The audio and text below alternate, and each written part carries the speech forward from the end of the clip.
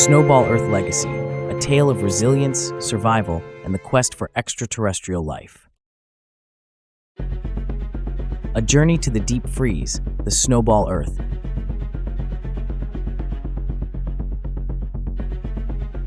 Imagine, if you will, a time long ago when our planet was not the lush green world we know today.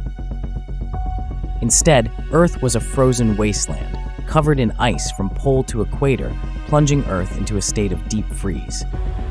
The average global temperature at this time is estimated to have been -50 degrees Celsius. During the Neoproterozoic era, between 720 and 580 million years ago, Earth underwent a series of intense glaciations known as the Snowball Earth events. They are called the Sturtian, about 720 to 660 ma, and the Marinoan, about 645 to 640 ma, with the Gaskiers, or Ediacaran, at about 580 ma, being the possible third event in the sequence.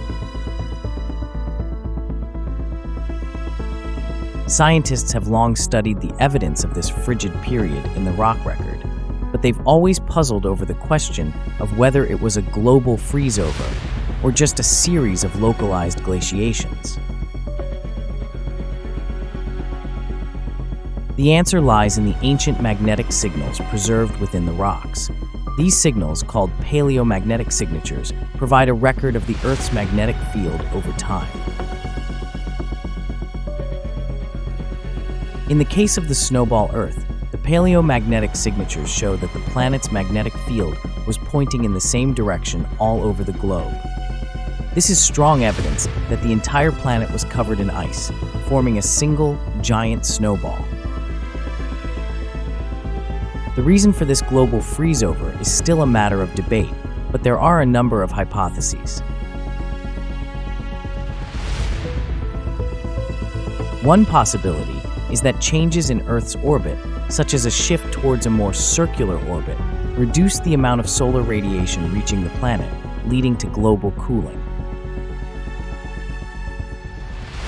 Another hypothesis proposes that volcanic eruptions released large amounts of carbon dioxide into the atmosphere, causing a greenhouse effect that initially warmed the planet. However, this warming may have triggered a positive feedback loop as the increased temperatures led to enhanced evaporation and precipitation, which further amplified the cooling effect. The most accepted model for the initiation of the Snowball Earth glaciations depends exquisitely on the level of the greenhouse gas carbon dioxide, CO2, in Earth's atmosphere. The explanation goes like this. In the late Proterozoic, a supercontinent called Rodinia formed in Earth's equatorial region.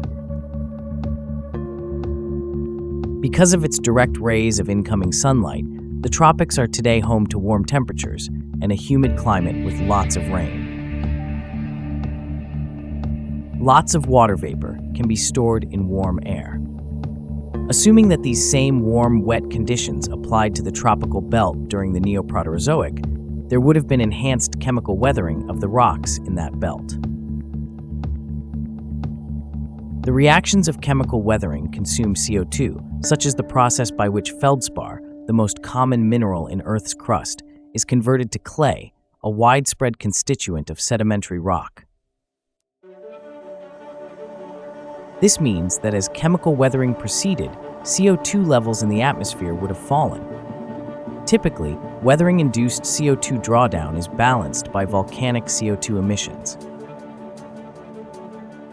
But if the rate of tropical weathering-induced CO2 drawdown was greater than the volcanoes could compensate for, atmospheric CO2 levels would have fallen. And because that means there would be less of a greenhouse effect, the temperature would have gotten colder. The next stage of the story takes our attention away from the equator and focuses it instead on the polar regions, where incoming sunlight is much less direct. As a general rule, these are the coldest parts of our planet. As global CO2 was drawn down, ice would have begun to grow at the poles, forming floating sea ice that grew and grew through time, reaching into progressively lower and lower latitudes. Sea ice has a high albedo. About 92% of incoming sunlight is reflected away. Very little energy is absorbed from the incoming sunlight. In contrast, ocean water has an extremely low albedo. Only about 8% of incoming sunlight is reflected away, and the rest is absorbed as heat energy. As sea ice built up in the polar regions, its high albedo reflected away more and more of the energy the planet was receiving from the sun.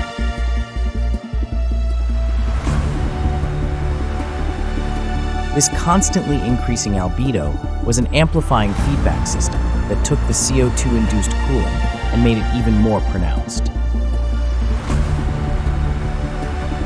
Eventually, when the ice reached about 33 degrees of latitude, the albedo-induced cooling effect was unstoppable, and the remainder of the planet's surface, including the equator, froze over in as little time as a decade. Whatever the cause, the Snowball Earth was a truly cataclysmic event that had a profound impact on the evolution of life on Earth. It is estimated that over 90% of all marine species died out during this period, and it is thought that this event may have set the stage for the Cambrian Explosion, the period of rapid evolutionary diversification that followed. As we conclude this virtual odyssey, we invite you to like and subscribe to our channel to embark on further cosmic explorations. With every click, you elevate our pursuit of knowledge and contribute to the collective understanding of our universe.